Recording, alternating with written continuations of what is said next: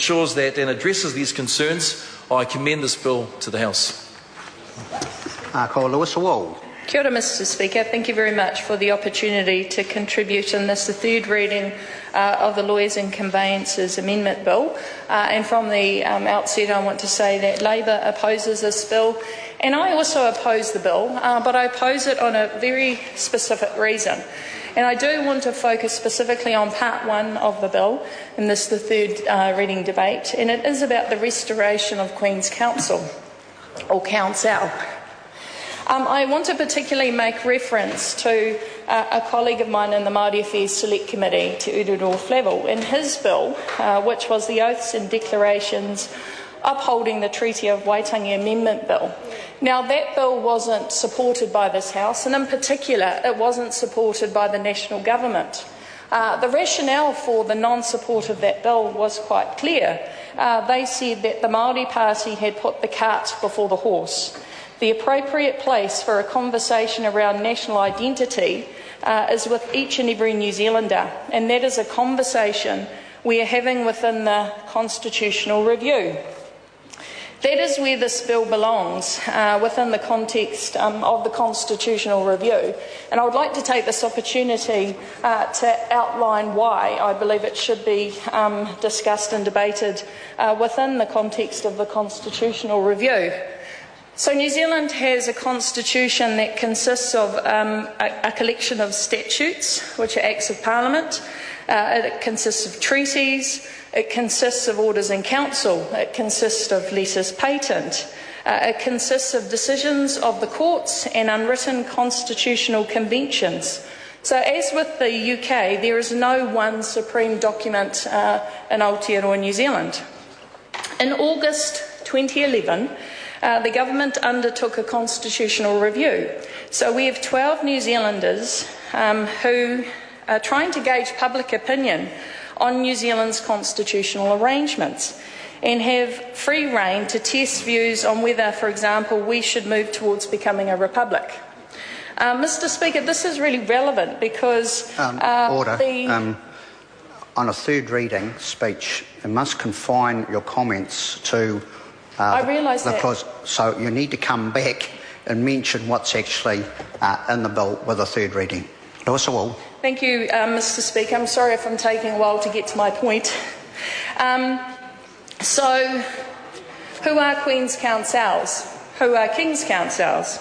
Well, Queen's Counsels are lawyers appointed by letters patent, which was actually my point. It's actually part of the constitutional convention of New Zealand society that Queen's Counsels are appointed by letters patent, so that's the relevance to the constitutional review, and that's why in my opening remarks I was really clear that I wanted to talk to part one, which is about the restoration of the title Queen's Counsel.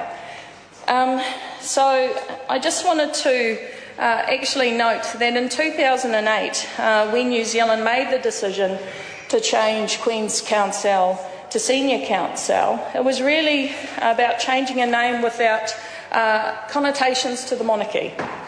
And we made this decision, I think, within the context of a thinking around a constitutional review, because it was really about our national identity, issues to do with the place of the treaty, for example, but also issues to do with titles like this that historically have been bestowed on us because we are a colony, that we were colonised by the British, and so we inherited a lot of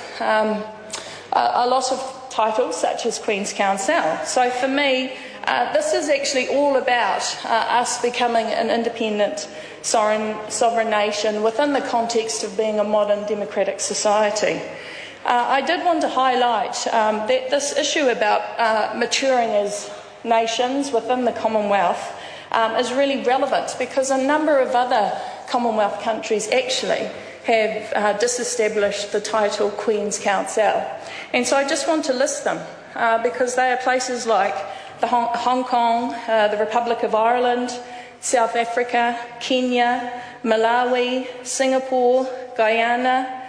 My colleagues, both Charles Chauvel and the Honourable Phil Goff, have talked about the changes within both Canada and Australia, which we would see as countries that we have some synergies with. They've also just established the Queen's Counsel title in Nigeria, in India, in Bangladesh. So in fact, when New Zealand in 2008 decided to disestablish that title, it was linked to, I believe, a greater conversation about who we are in today's world and possibly where we were going in the future.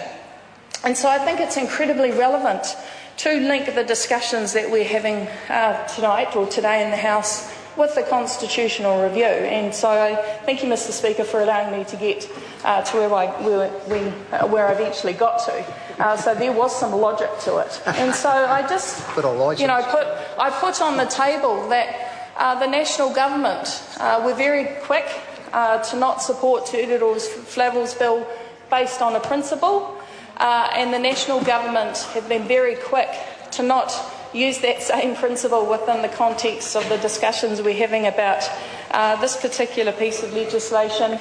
And that's really what I wanted to contribute to the debate. So I thank you very much, and I thank the leadership within the discussions we've had of Charles Chevelle, and I thank you very much. Kia ora. Thank you. The question is, Sorry, Mr. Speaker. Louise Upston. Mr. Speaker.